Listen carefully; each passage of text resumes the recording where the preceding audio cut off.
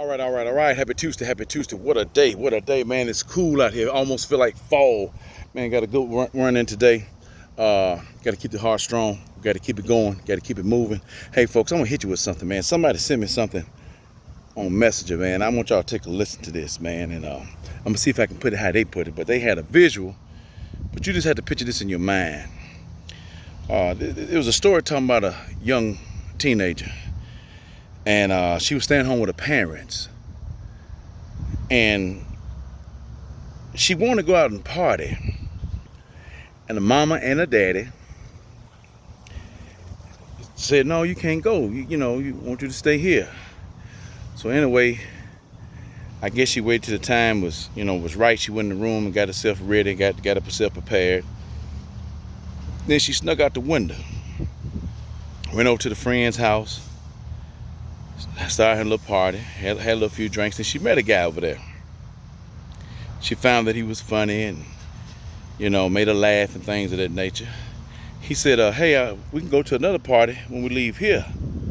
She said, you sure? She said, yeah, you can go with me. So as they were getting ready to go out, get ready to get in the car, he started stumbling a little bit. And her eyebrow went up. She realized he might have had too much to drink. And, he said, I'm going to be okay. I'll be all right. So they got in the car. She in the passenger side, and they started driving. And he put his hand on the shoulder and everything, talking, looking at her and everything. And she noticed he was swerving on the road. And next thing you know, they was on the other side of the road. And she began to scream. And he looked. By the time he turned around, he tried to put on brakes. But bam, it was too late. Hit the other car. Well, young lady, she wakes up in the hospital. They done come to the scene and everything, and she couldn't feel her legs nor arms. She had a lot of pain in her neck. And then she asked the nurse there, did the driver, the guy make it? They didn't put no name there, and the nurse said no, he didn't make it. And she felt bad. And she said, well, what about the other people in the other car? Did they make it? And the nurse said, her head was down for a minute, and she said, no, they didn't make it. And the woman said, let me tell you something. Can I tell you something? I need you to tell my parents that I'm sorry. I should have listened to them. Just tell them I'm sorry. I don't think I'm gonna make it. And there for a minute, she looked up, looked around. Young lady had passed. And when you hooked up the machines and everything, flat line, so the doctor come in, and the nurse just had her head down, and the doctor said, is everything okay? She said, no, she just passed. She said, no. She said, did she come to herself? She said, yeah, she was asking a lot of questions. She wanted me to do something for her. And she said, what was that? She wanted to tell her parents that she was sorry. And the doctor said, did you tell her what happened? And the nurse said, she just dropped my head. I couldn't do it. I couldn't bring myself to do it. And so the doctor said, you couldn't tell her that the people they hit was her parents. Folks, that I'm glad I got that. That's a good lesson for some young folks out here, but I'm gonna tell you, it's a lesson for us older folks out here too. Yeah. Some of us that's trying to get back to this pathetic lifestyle that we were living out here. Folks, I have seen in my time, and I'm still seeing it, some of this in my family, all in the name of fun and having a good time. I mean, that key word, having a good time, it seems like it's a curse. And you look at the order of events. If she would have stayed at home, now those parents, they might have went out looking for her. Hello? But she was disobedient to her parents. They told her no. She snuck out the window. Look how many people that's dead in that scenario. The young lady, young man, the mom and the dad. There's 4 people that's dead after one disobedience. Folks, let me tell you something. Your action brings about consequences. And it's all about having fun out here. This is what my grandma was talking about. If everybody's gonna go to hell. Don't want to go. Cause ain't gonna be no comfort, son. And the first thing we say, well, everybody gonna be down there. Everybody gonna be at the party. Who cares who gonna be down there, folks? This is unlimited peer pressure, even when we get to grown folks.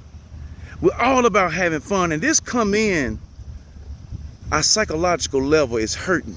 It's deprived of some love out here. We're trying to find some way to fit in. We go through the stresses of life when we don't have him to recover, and we gotta find some outside agents to boost us up. Whether some folks out here, whether some supplemental drugs, whether some drinks out here, but it's all about having fun. And in the deal of having fun, there's a life that's gonna be caught somewhere. Not every case, but the point we're looking at, her parents was in authority.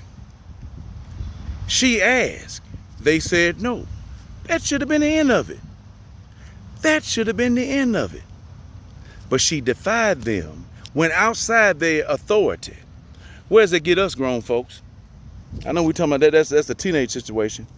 When we doing something outside his authority, not this universe, not these Egyptians and ancient ancestors, but him.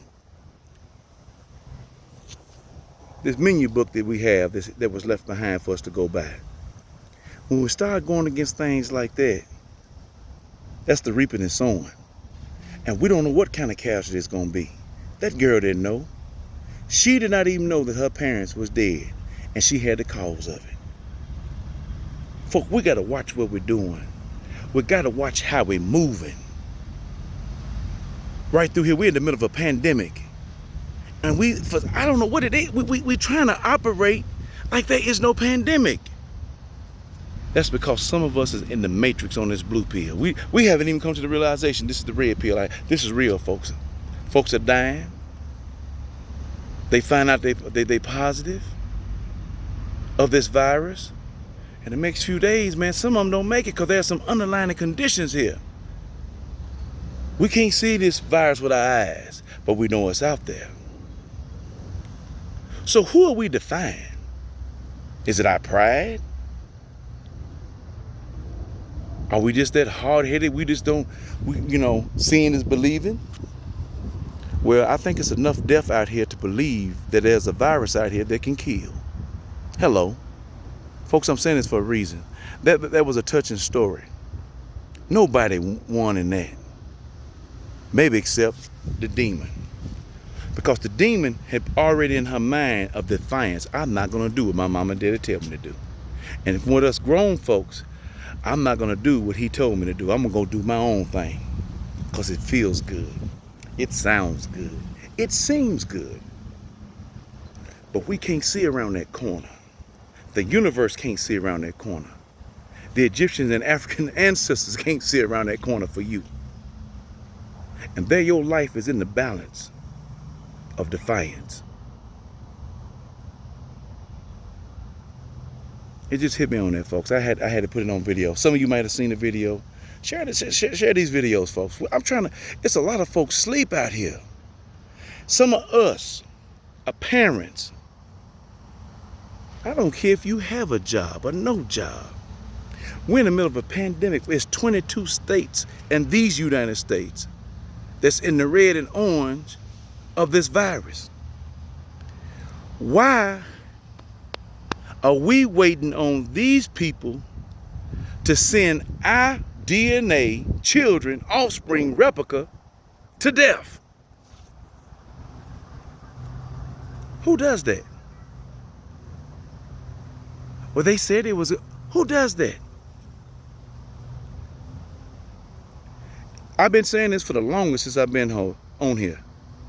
Great Sam Smith says, trust in God and check everything else. That means don't trust in no unemployment. Don't trust in your job. Don't trust in your health and strength. Don't trust in your mama and your daddy. Don't trust in your car. Don't trust in your 3,000 square foot house. Don't trust in your mutual funds. Don't trust.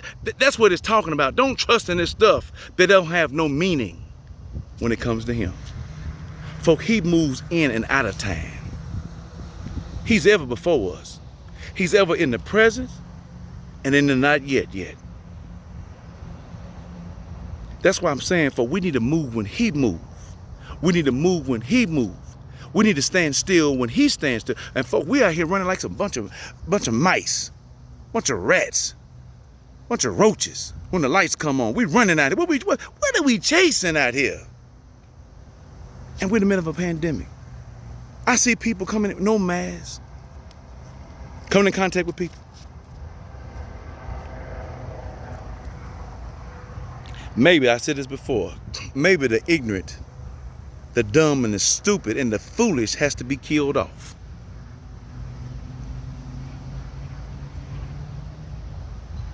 Do I need to say that again? Folks, we dealing with something we can't even comprehend. And don't seem like some of us can even understand that it's real out here. Until folks start getting sick, start dying, start having symptoms, then we come to realization, oh, this is real. When it had never been real. Who told you? Let's go all the way back to the garden, folks. This is what happened when you ain't in this book, or when you're not in this book. From the beginning, he told them, do not, who? Adam and Eve. Yeah, some folks think that's a fictitious story. Do not eat of the fruit of knowledge and good and evil. If you do, you will surely die. Oh man, the serpent come along, wait till the man was gone, hit up the woman. Hey, why come you don't eat that tree over there? Oh, the Almighty told us not to eat that. We will surely die. And then what he do? What he change? Oh, you're not going to surely die. But the point is, you're going to die. Death is death. Hello. And once that happened, it changed the whole state of mankind and humanity. That's why we're in the chaos that we're in, folks. Folks, just don't be like that young lady. And I know it's a teenager talking with directives from her parents, but we have directives too. We're not running nothing by ourselves. The book says the path, the way, the lifestyle of a righteous man or woman is ordered.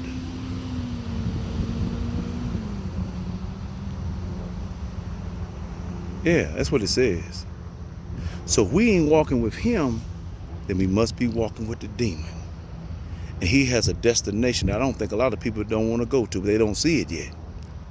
Then you get on that chain. And when time comes to a complete end, he has a place.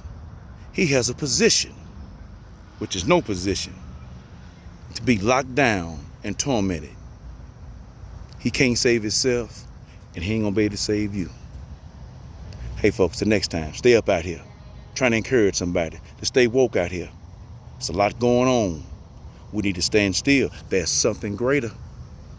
We just looking right here. We ain't looking on that. There's something greater. We need to stand still. Don't be the one that had to find out the hard way. Till next time.